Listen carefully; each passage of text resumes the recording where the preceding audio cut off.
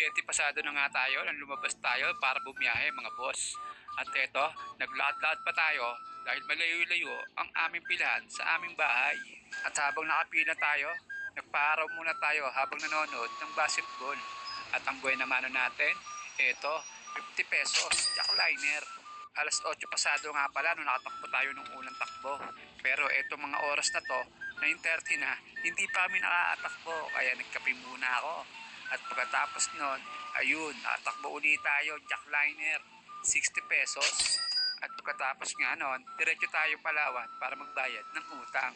At dun nga pala sa tropa na nangungutang sa akin at hindi na pagbigyan, nagtampo at nagalit para sabihin ko sa'yo, hindi lang ikaw may problema, pati ako. So yun, 11:60 na mga tol. Dalawang takbo pa lang tayo. Napakabagal ng pila.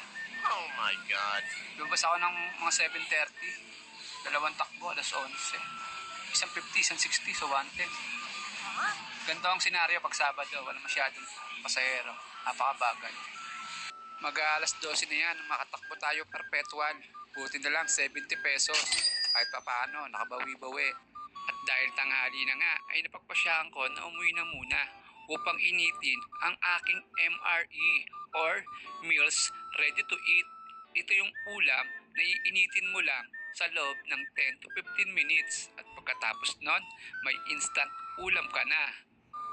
O diba? Instant. Yo, so dahil mahina yung ating biyahe, meron tayo isang option. Magtinda tayo ng online ng ating mga items. Ayan, mga cups, tsaka meron akong dalawang damit doon. Bawal walang ambag, tsaka yung tarasyo. So tara, magla-live tayo.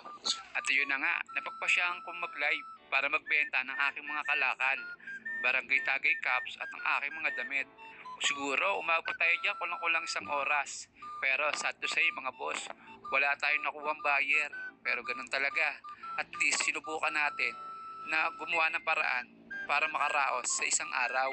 At pagkatapos ko nga mag-live, wala na akong inaksayang oras. Bumalik uli ako sa labas para pumasada at balik tayo sa pila. So ayun, katatapos lang natin mag-live. Wala tayong nakuhang buyer, nakakalungkot, ganun talaga. Tapos sumabay pa ang hina ng biyahe. Ang tanong, kikita ba tayo ngayong araw? Bahala na si Batman. Gaya nga ng inaasahan, mabagal ang pila. So ito yung takbo ko mga boss. Buti nilang nakachamba tayo, 80 pesos. Nakuha ko siya ng 20. At pagbalik ko nga pala sa pila, eh nasundan agad ito ng 50 pesos naman. Sa bayan lang.